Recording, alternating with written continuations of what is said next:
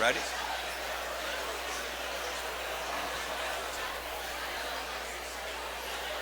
All right. Got it. I don't have my phone. If we could have your attention, please. If we could have your attention. If you could please take note of the extraordinary video that our group from Marketing Communications has created to talk a little bit about the extraordinary academic year of the past year. Please.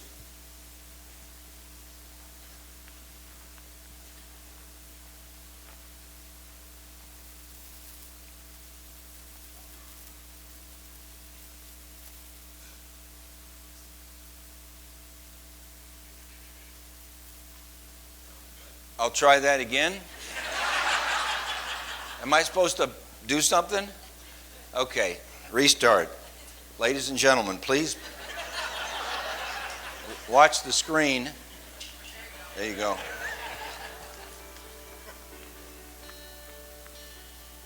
The 2018-19 academic year reminded us once again that our success is defined by one thing: our people. Hardworking students, talented faculty, devoted staff, outstanding alumni, and thousands of loyal Penguin supporters. But we are much more than a random collection of individuals. We are a cohesive team squarely focused on the success of our students, excellence in all that we do, and the continued vitality of our city and our region. And wow, what a year it was. Our students built things, made beautiful music, won national recognition. They explored and traveled the world, took time to volunteer, and together won championships.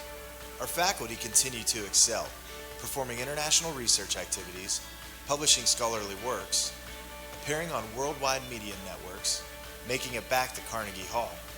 And most importantly, they continued their mentorship in the classroom. We won accolades for our leadership, our international enrollment, our cutting-edge advancements in additive manufacturing, and for our continued efforts in maintaining a healthy, clean, and beautiful campus environment. We fished. We rode. We played. We entertained. We built. We listened. But most of all, we succeeded. And today, as we embark on Youngstown State's 111th academic year, let us celebrate our past, reflect on our present, and enthusiastically take charge of a future defined by success, excellence, and engagement. For we are YN proud.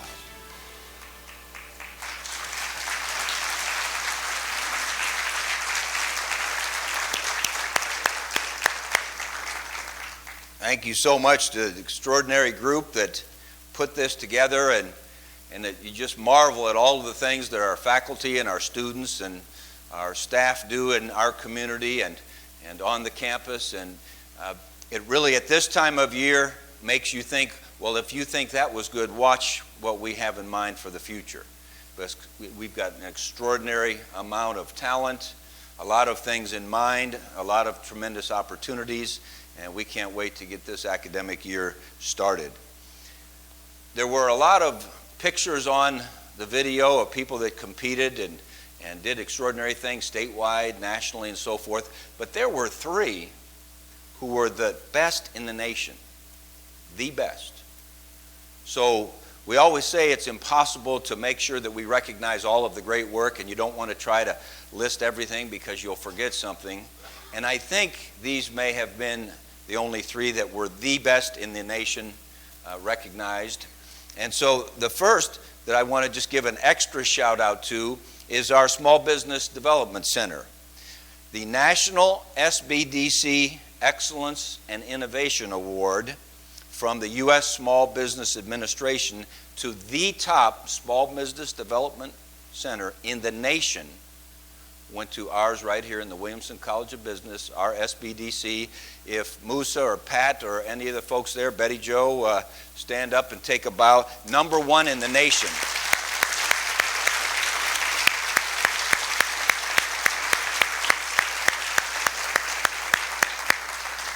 Also, we had an associate professor, Alicia Prieto Langarica.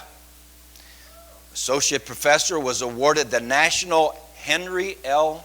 Alder Award for distinguished teaching from the Mathematical Association of America, the #1 mathematics teacher in the nation. Alicia, please stand up and take a bow.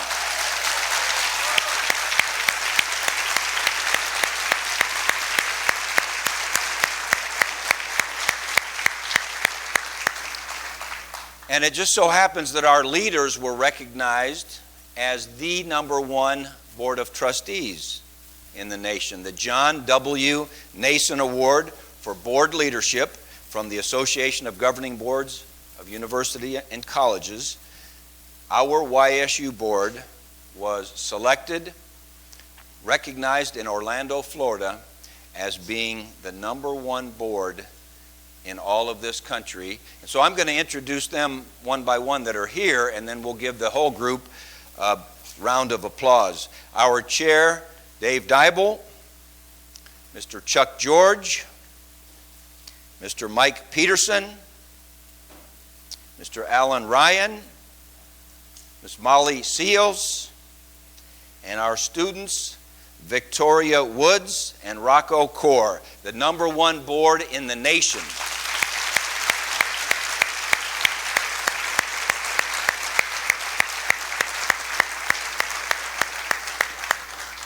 Some of you have been here as long as I have and might recall that when the board first hired me, they sent me to New President School. So they sent me to Harvard, and I graduated from Harvard. 6 days, it was rigorous. But one of the things they said was that you cannot have a great university without a great board. It's impossible. And so we're very, very fortunate that we have a great board, and they were recognized as such, and we appreciate your fine work. We're going to double your pay from 0 to 0, but we appreciate it so much. We're also excited about the fact that we have a new provost at Youngstown State University. I've only had a chance to work with them since, I think it was June 3rd, and I've just enjoyed every single moment of it. He's thoughtful, he's collaborative, he has been in almost every position that any of us have been in, from faculty member, or I guess all the way back from student to faculty member to department chair to dean to president of the academic senate, and now as our provost. And he has taught us a lot of lessons in the last month or so. Sometimes I've been noted to have a little ADD and get excited and do things maybe before I should, and he's been a great calming influence for me to make sure that we use our data, hear all the discussion, make sure we have everyone's input, and I'm so looking forward to his time with us. And just a reminder to the faculty in the room that the all-faculty meeting at 1 p.m. over in the Ford Theater in Bliss Hall, you'll have a chance to hear from Provost Smith. But please, let's give Provost Smith a good penguin welcome.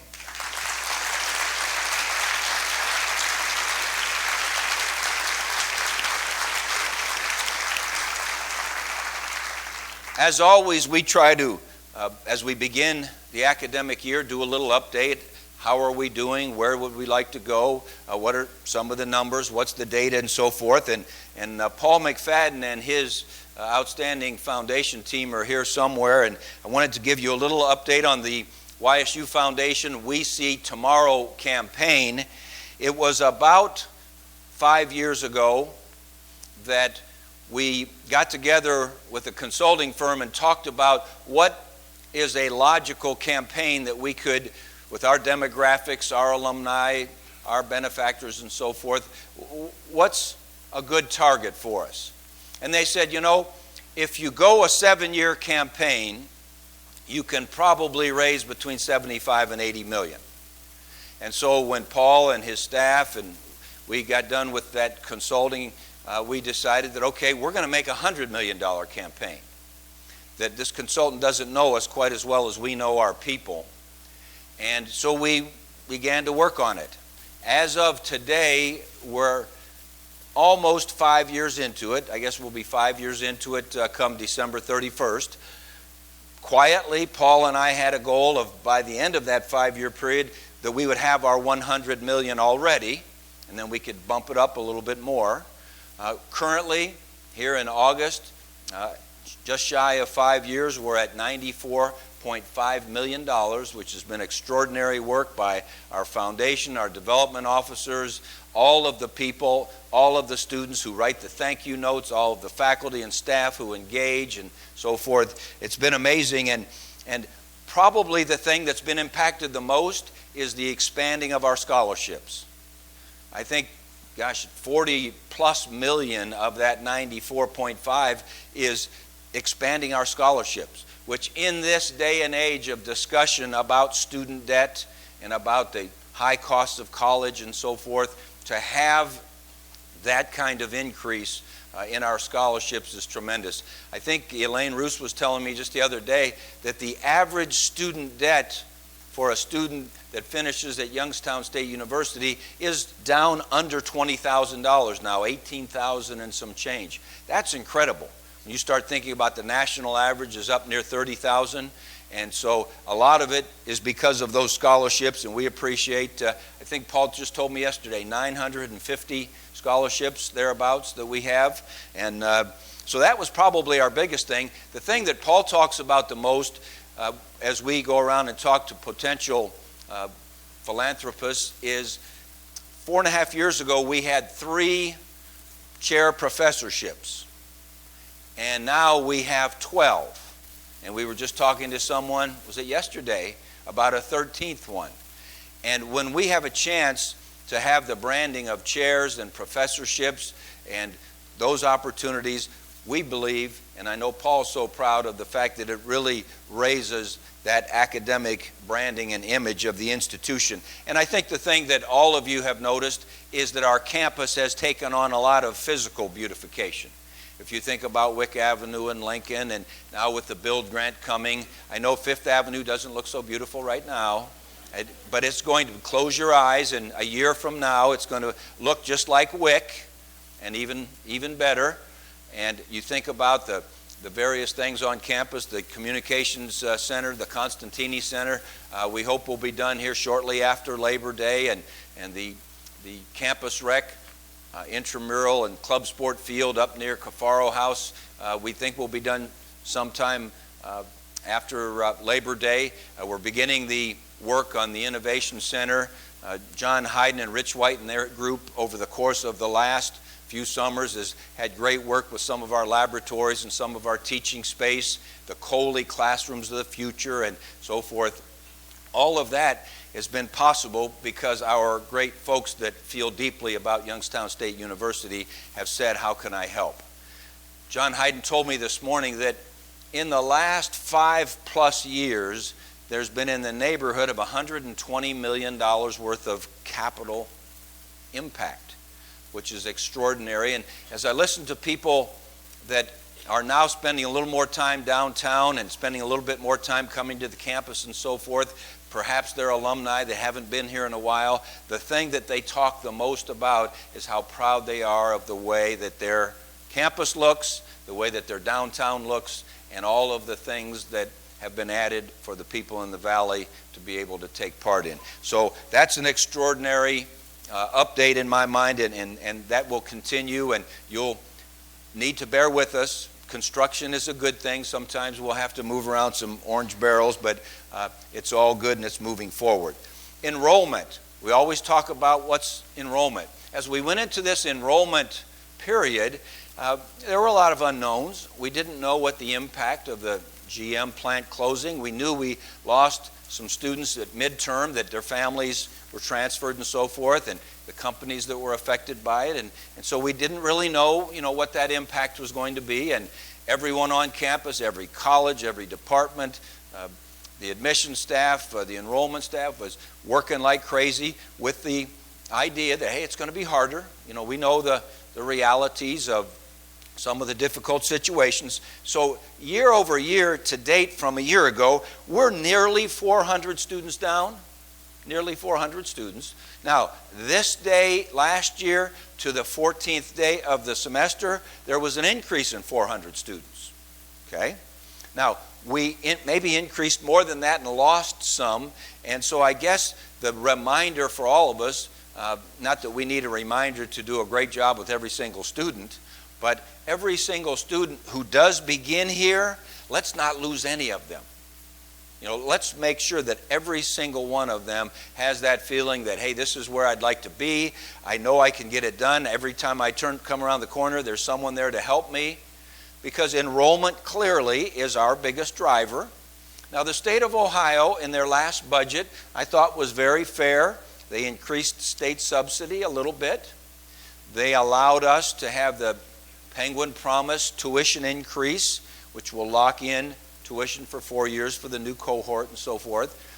They were very good to us in terms of creating a $1 million program through the Appalachian Region Commission to give us a chance to take the Innovation Center and have technicians and growth and have actual people to make sure we operate it and that it ends up being something that we can sustain. So the state was as good as they've been in the last few years, and so they've increased Choose Ohio First money. They've increased OCOG in terms of the Ohio Opportunity Grant funding for our students. So they've helped, I think, as much as we could expect.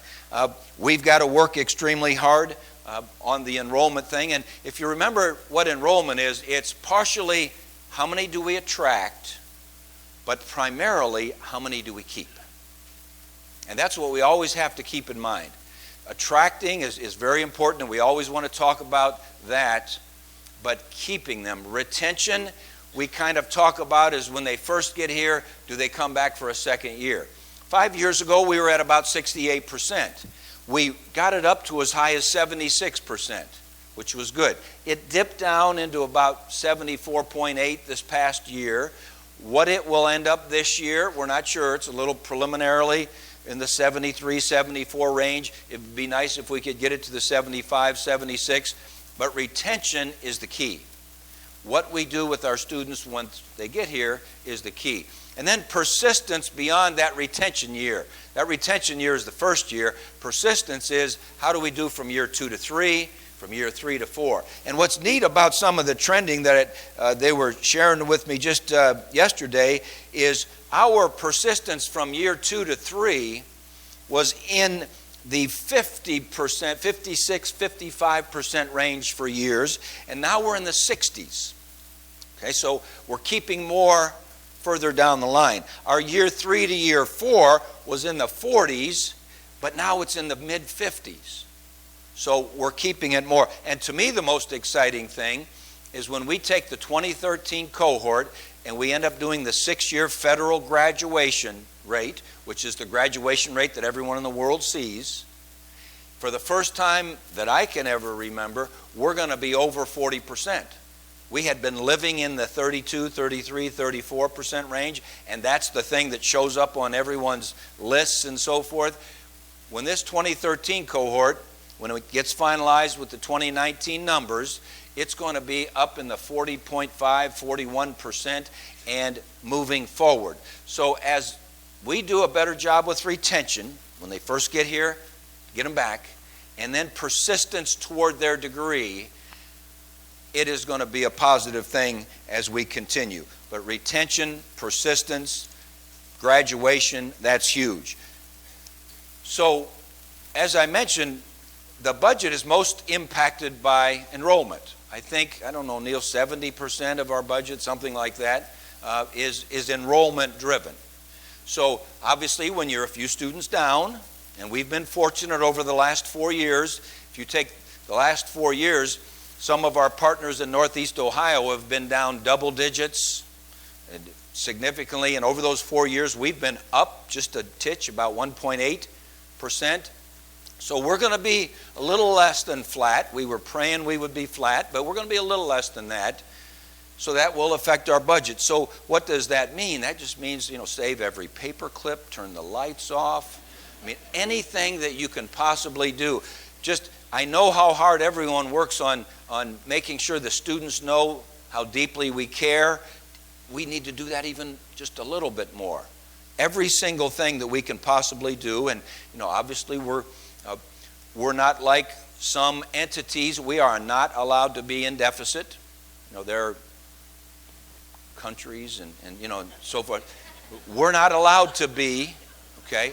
So we have to make sure we do a great job. I promise you, our board, they have a lot of things they're excited about. The one that I know can most quickly end my career is if we're not in the black. And so give me a little love there and make sure we stay in the black. So speaking of our board, and there's a little shot of some of the folks down in Orlando as they were getting their Nason Award. And this past academic year, they really spent a lot of time with our strategic planning groups. They spend as much time as they can with anyone who will spend time with them. And they drafted a resolution with the theme being, take charge of our future. Because remember, they're either graduates of here or live in the community or whatever, but their passion is about this region, this university, and its impact. And they know, they're out in the world, they know the conversations that go on in the world about education, the debates about education and so forth, the challenges that we all know we have in education. And so their whole thrust with us was, let's make sure we take charge of our future. That we're not going to be at the ebb and flow of what's going on. We're going to make decisions to take charge of our future. And so in that resolution, I just wanted to share with you, and this isn't new, this was out on the web and so forth after they had passed this resolution in an official board meeting. But just as a reminder to all of us, they have charged us to make sure we increase our efficiency of operation. Any efficiency we can do better, they would like us to work to do so. They would like us to make sure it's real clear that we align our policies with our procedures. What it is we say we would like to accomplish, what we say we would like to be, that make sure that the procedures involved move us in that direction. That 3, we clearly must focus on student success. Every board meeting we have, they talk about the fact that bringing the discussion back to student success, I like to say student futures. They clearly want us to focus on that. And not only with graduating with a degree or getting a job, but they want to make sure that we are graduating young people with a strong sense of self, and I quote, who are empowered to grow intellectually, socially, and ethically, who are globally aware, engaged, and inspired to positively impact society. That's in the resolution that they're challenging all of us to make sure we have in place. In the resolution, they state they want us to constantly work on increasing educational quality. Get better every day. Macte virtute, however you want to say it. Focus on research in a strategic manner. We know we can't be all things to all people and do all things. Focus on what we can do from a strategic manner in research. To pay particular attention to enrolling new groups of students, students that maybe we haven't had before. They want us to pay close attention to that. To build partnerships with community stakeholders. To attain an enhanced level of technological capacity and external capacity. And lastly, in the resolution, to use reliable data. Through the governance structure, to analyze the information so that we can make well-informed decisions as we bring them to the board. That's what they want us to do. And that's the resolution, that's our marching orders, and we're excited about going forward. We've been spending a lot of time with the discussion on our strategic planning. And all of the big picture things, as shown in this Venn diagram, with the students' futures in mind, both their vocational, what they're going to do from a work standpoint, but also who they are and how they'll be a part of society and have that desire to be lifelong learners. That's clearly a focal point. Academic distinction, discovery of knowledge, research, a responsibility that we believe we have, and that collective impact on the region. It's critical. We've been talking about how are we going to most effectively do that. So the entire campus community, all of last year, was really engaged. We started the strategic planning website. We had lots of good interaction, good questions, good suggestions, good thoughts brought forward. We brought in thought leaders from all different parts of the country, all different situations, to elicit discussion, to think about what is it that we should define who we are as we go forward in these challenging times. We've spent a lot of time, and we will continue. And one thing that Provost Smith has kind of given us direction on is that he really thinks that he would like to spend a significant amount of time this semester, going into the second semester, with the Academic Senate, with the colleges, with the faculty, with all of the various people, as we're trying to put together that good data that the board resolved we would do and begin to analyze what directions we should go, with the idea that perhaps a year from now, we really have a clear definition of who we are, and we have taken charge of our future. But Provost Smith and our board really want to make sure it's a thoughtful discussion, it's a transparent discussion, it's a discussion that everyone has had a chance to be involved in, and we're going to move forward this entire year as we go from there. In the meantime, though, Provost Smith has talked about we have to continue to improve in some areas, and he calls those momentum gainers. We don't know exactly what our strategic plan is going to look like, but we do know we need to gain momentum as we move forward into whatever that plan ends up being. And so I wanted to give you a little list of some of the things that we've been talking about and he's been working on.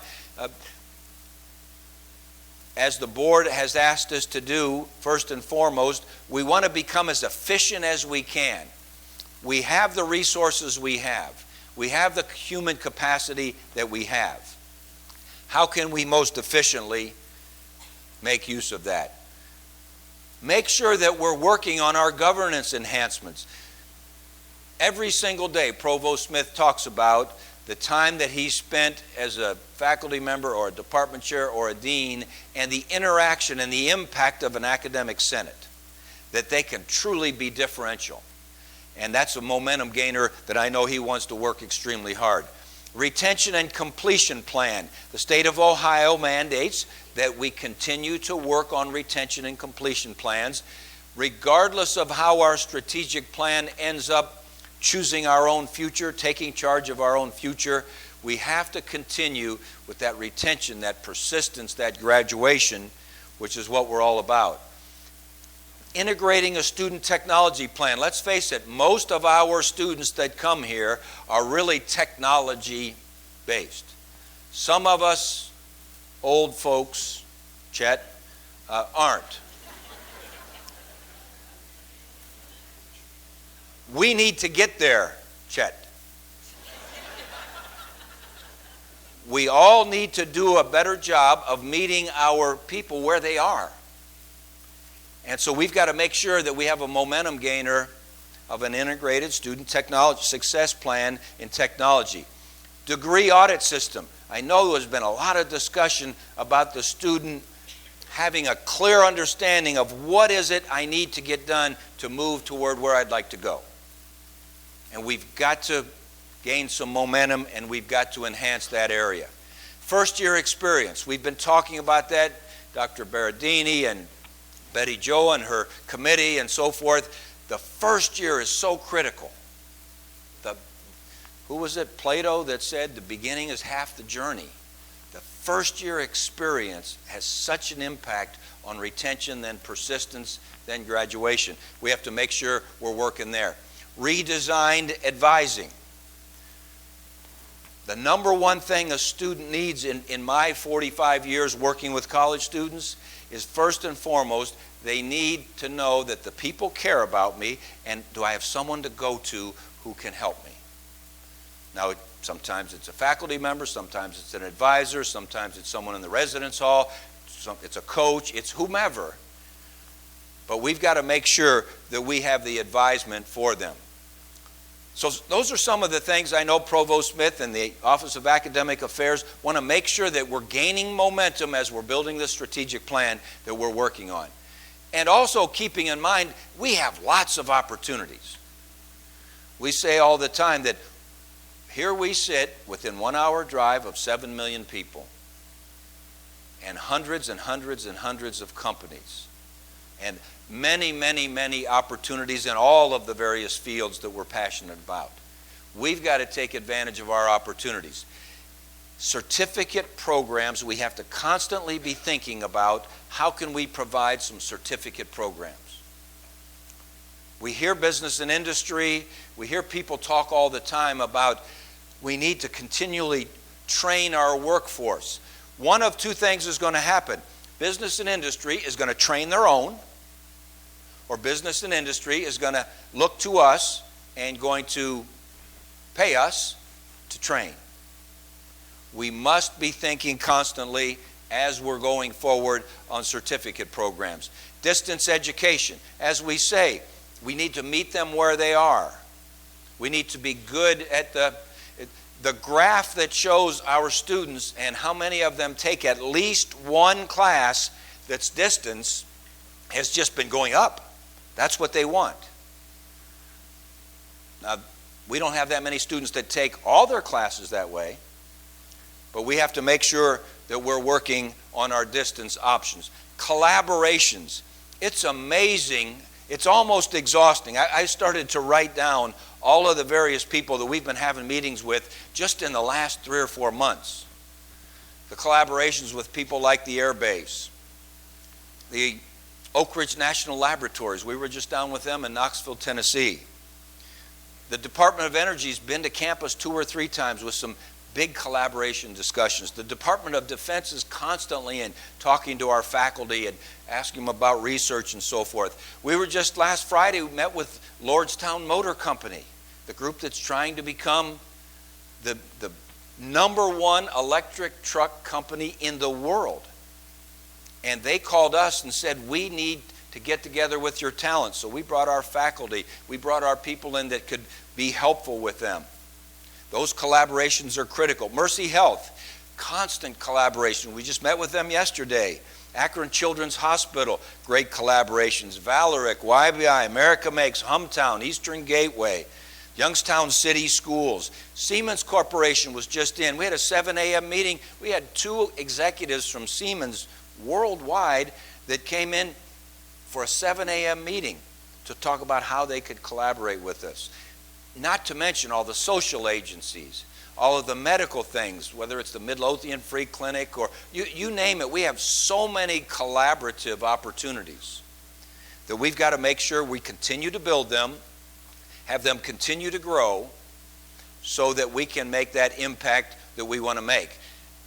We have to be constantly evaluating and exploring programs, evaluating the ones we have and exploring new ones we might need to have. That's got to be happening as we're moving toward the strategic plan. And then, not lastly, because I think our opportunities are endless, but I think every one of us believe in this room that there's no one that has more impact on this region than we do. The impact is amazing. The needs are amazing. The numbers of students, I don't even know how many, Amy, 60,000 hours or something in the Honors College. Is that right, 60,000? 60,000 hours of community service into our community, to the young people, pen pals and tutoring and so forth. So many things that we connect with.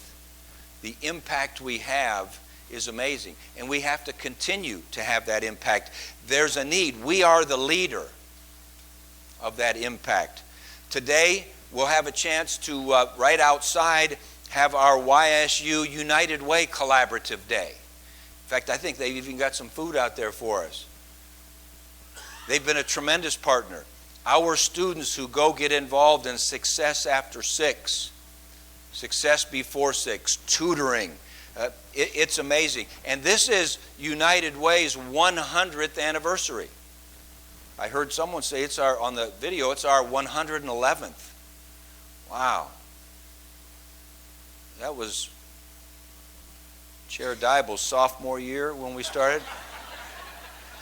Our 111th year in United Way's 100th. The impact that our students have. I think it's clear, those of us that have been around education for a long time, today's student has a genuine desire to help others. I think there's no question. Just talk to them. Just see what's important to them.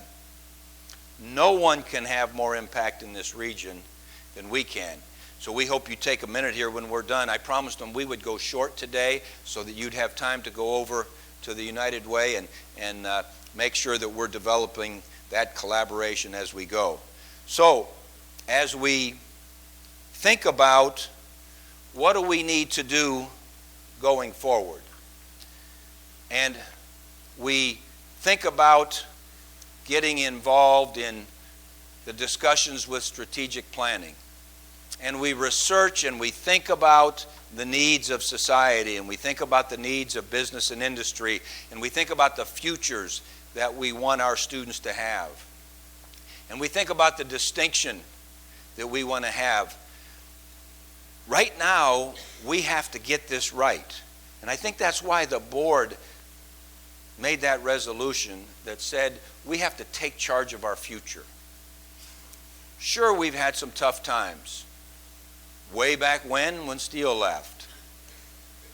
Recently, whether it be Northside or GM or some of the companies affected by GM, there's no doubt.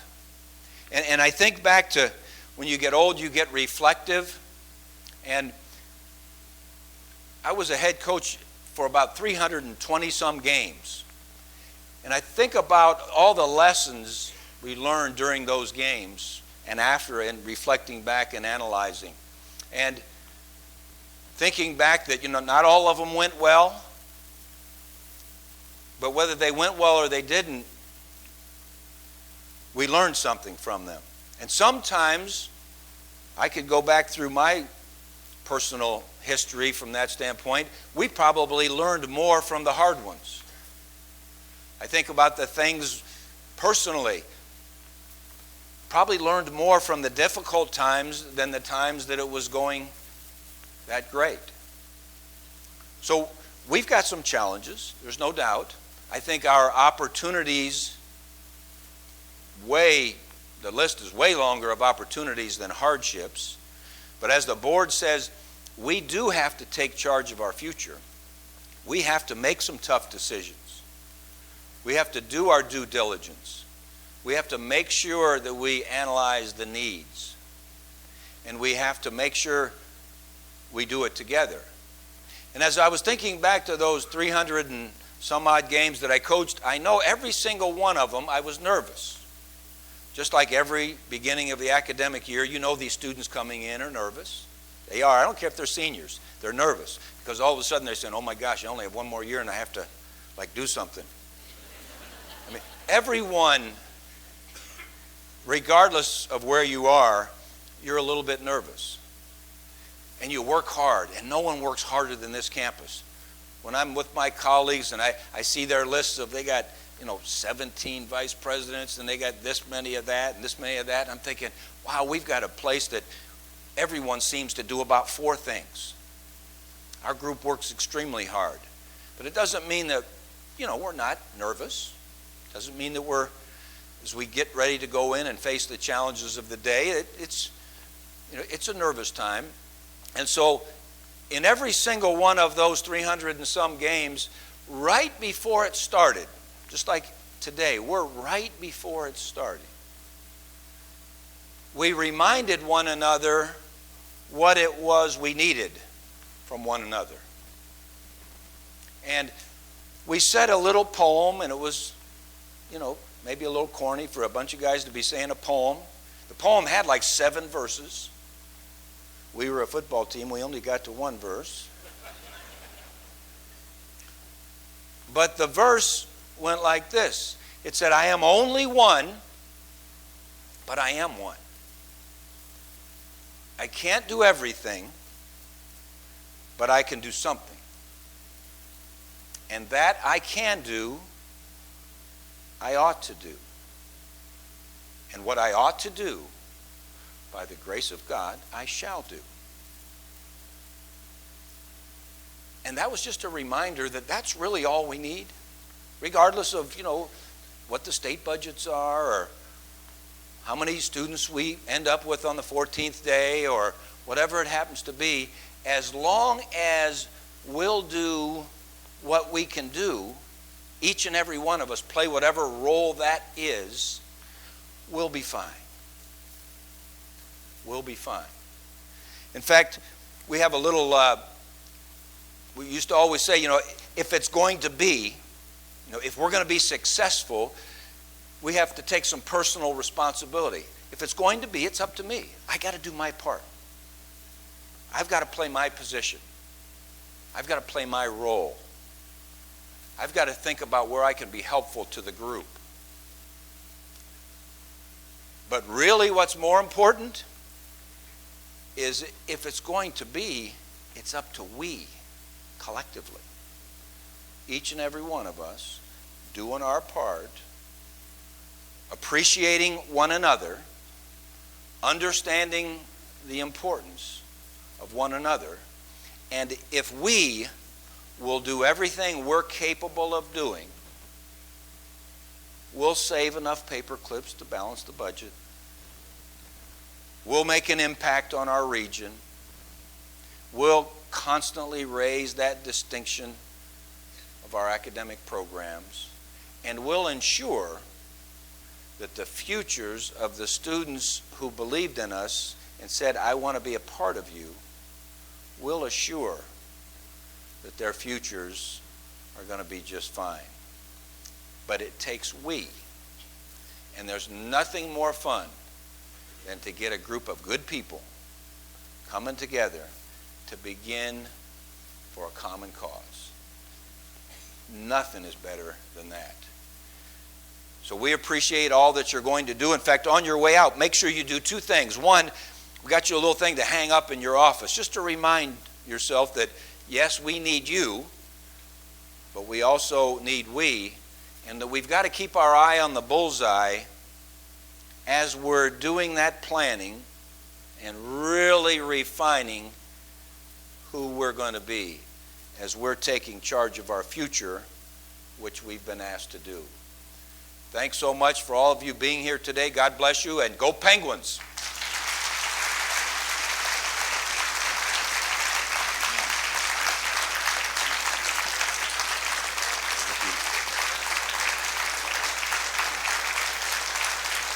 Thank you.